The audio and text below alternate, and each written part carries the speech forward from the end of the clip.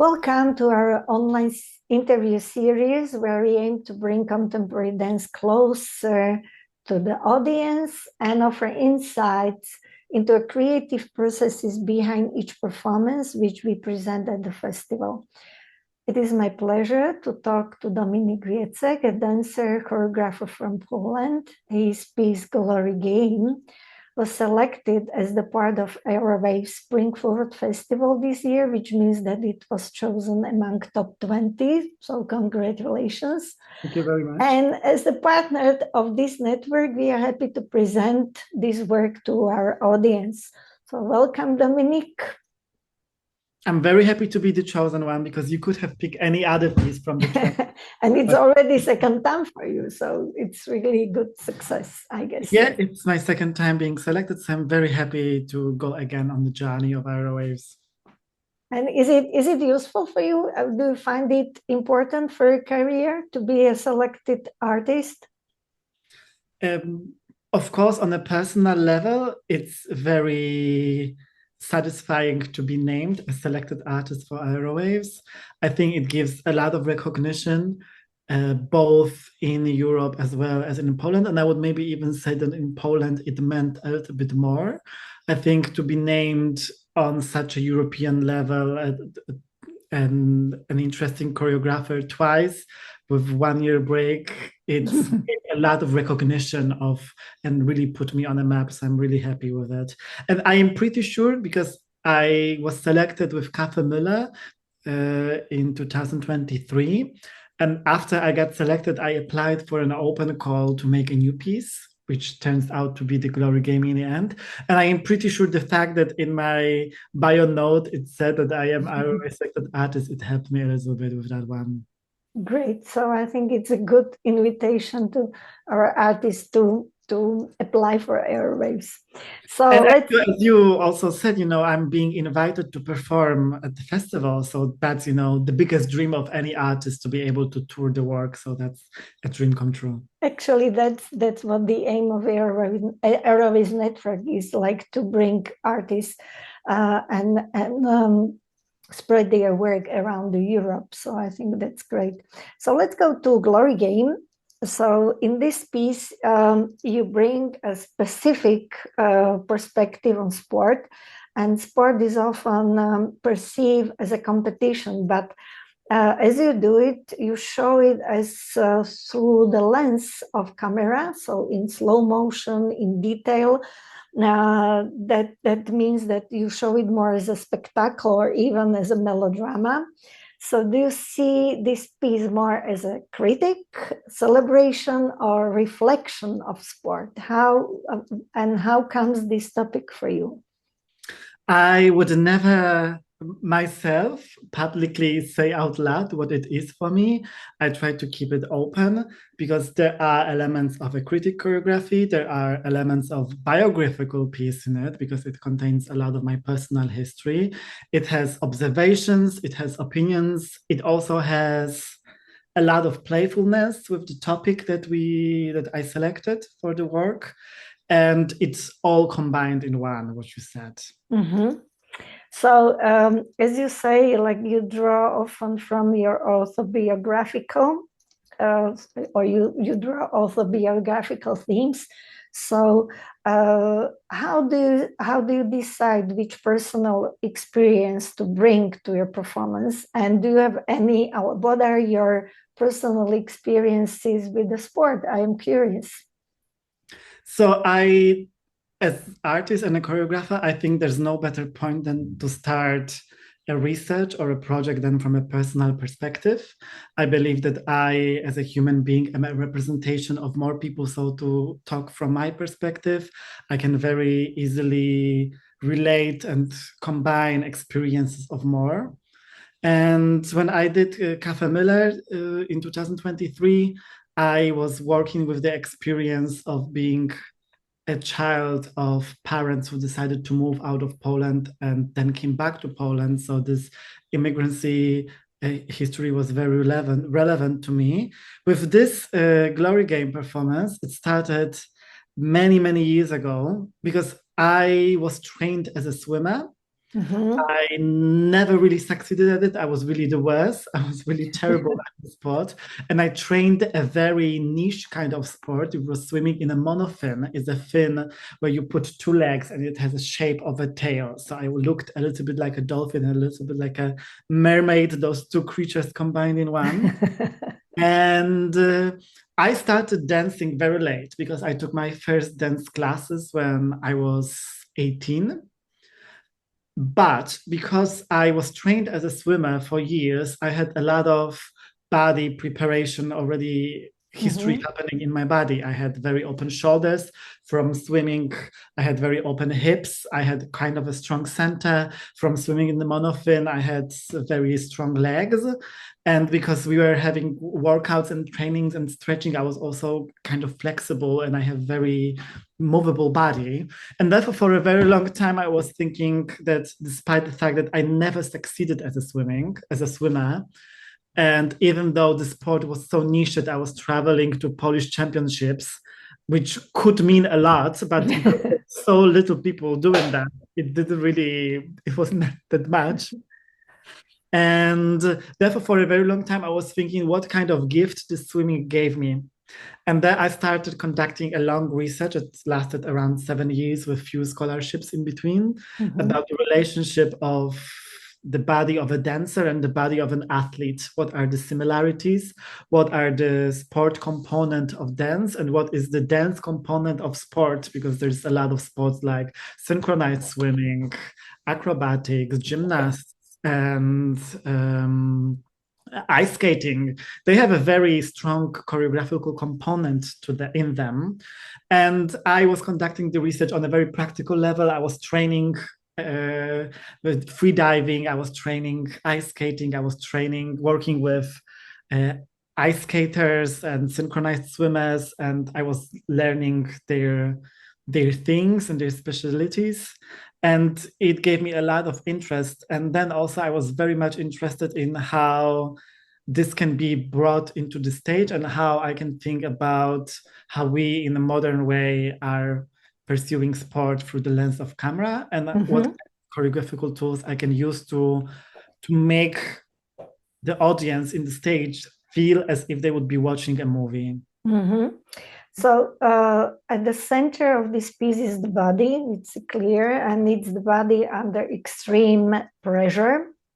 So how do you perceive this tension between human limits and ambition? Because in the sport, of course, there is behind each tendency, I mean, each sportsman would like to win. They do everything for the success. So how do you perceive this tension between these human limits and human ambition? Is it something which is for you existing only in sport, or you think that it's also somehow presented in dancer body? I feel like it's an interesting topic in a way that if you would look at how the championships and the Olympics looked 10 years ago, 20 years ago, and 30 years ago, the things that the body was going through, the pressure and the amount of the physical demand that is put on a human capabilities now is getting raised and raised and raised, and it's happening in such a short period of time. When I was working with the synchronized swimmer, the teacher told me about an element called barracuda. And it's an element where you put two legs above the floor, legs in one foot, and you wrap it around, and then using it you make a twist to go down. And when the trainer was when she was doing it as a synchronized swimmer, the highest scored element was to do it once. Now the highest scored element is to do it 3 times. And already back then, she said when she was practicing, to do it once was like felt for her like pushing all the limits of the body to be able to do that. And now the body genetically, physically has not developed that much. It's the same body. Yeah. It's the same physicality that we have. Of course, we have more knowledge. We have a lot of different tools to train the body, but it's almost the same body that's putting in the different condition. And the ambition has to somehow, I think, follow it, because the achievement in sport and the success in sport is very black and white. In a way, you either win a medal or not. It's very, you hit the time or not, the time limit or not. Yeah, exactly. Like it's very objective in a way that if people are racing, you very clearly see who got first and who got last. And of course, we are then forcing the body to push to the limits, to cross the limits, to reach the limits to the point that they are so much behind us. And then it's like the camera in it is searching for, and like in supporting all the competitiveness of it. Yeah. We see the shots of the people that are winning. We don't see the shots of the people that are fourth, fifth, or sixth, even though that's already a huge achievement. Yeah. Therefore, the camera is really like creating celebrity out of the people that are winning, putting them on the highest spotlight. And therefore, it's an interesting contrast, because I believe in dance, and that's also a history of all the dancers that are in the piece, because we all come from sports. All the performance, they have a sport background. Oh. We have acrobatic rock and roll. We had a girl who played badminton. We had a gymnast. We had a runner in the team. So we all started our dance career. Like before we had dance career, before we started dancing, we all trained sport. And we all at some point said, no, we give up. We don't want to do sports anymore. We turn what we have into art. And therefore, I think this kind of competitiveness is very different in sports and in arts. And of course, there is competitiveness in arts, because we all apply for the same funds. Yes. We all apply for the same money. We all apply, and the possibilities are as limited as the chances to win in the Olympic Games. So there is similarity, but on the other hand, I believe in the dance world, maybe I'm speaking from a Polish perspective, we really understand the difficulties of the system. So there is less envy, there is more support, and we really try to see that we, each other, are not each other's enemies. And there's more about how the system is capable of doing things. Great. So there is one more question concerning the piece. So there is this. For me, it really has a clear dramaturgy. It has very interesting scenography and costumes and light design and everything. So maybe tell us something about the role of collaborators and how all this you put together, because it's really a piece which has all the parts of which make dance theatrical.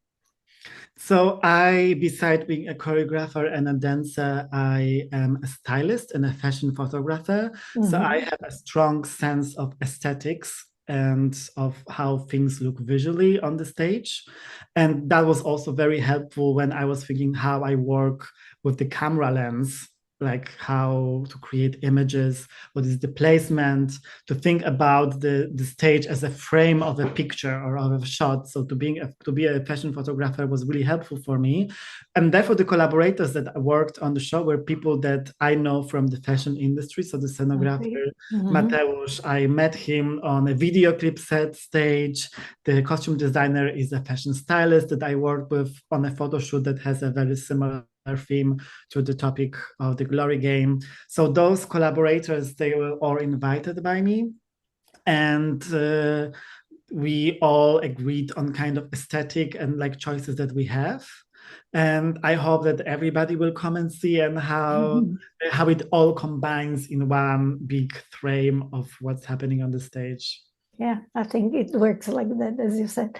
Okay, and maybe my last question is concerning to your identity as a clearly defined queer artist working in Poland. Maybe how this identity influence your artistic choices on one hand, and on the other hand, what challenges do you have to face in Poland because of that, because queer artists in Slovakia are now really not doing well because of their identity and their certain obstacles, and society is not very much open to the queer artists in Slovakia. So how does it work in Poland?